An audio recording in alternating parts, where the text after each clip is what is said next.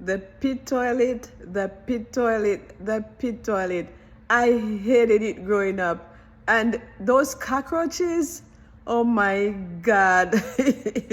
Growing up, we didn't have indoor toilet. So my dad would dig a pit outside and he would construct the floor with boards, or I remember the government after a while started to give people in the community 2 concrete slab.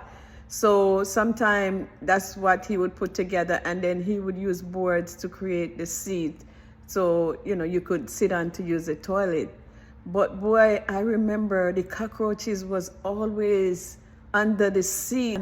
And I remember my dad would periodically light some paper and he would drop it in the pit in order to deter the cockroaches from under the seat.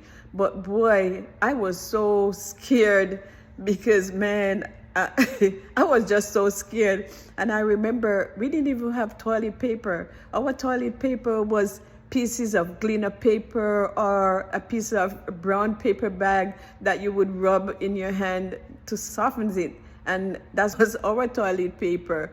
And at night, if you have to go use the toilet at night, that was the worst, because at night the cockroaches were more visible.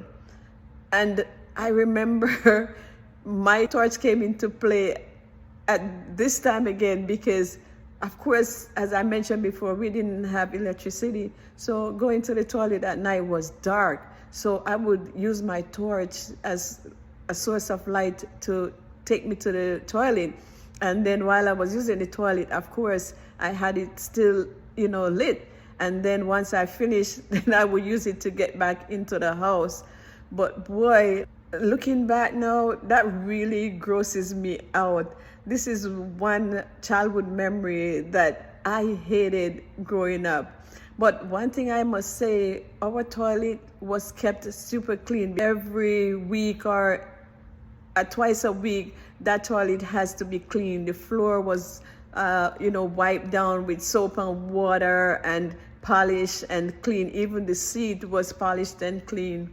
But boy, looking back, I am so grateful for the things, the resourcefulness from my parents. But boy, this is one thing that I hated. So if you ever use an outdoor toilet / latrine, I would love to know your experience, how you felt about using it. Please leave me a comment and know that your story isn't over. This is not my ending.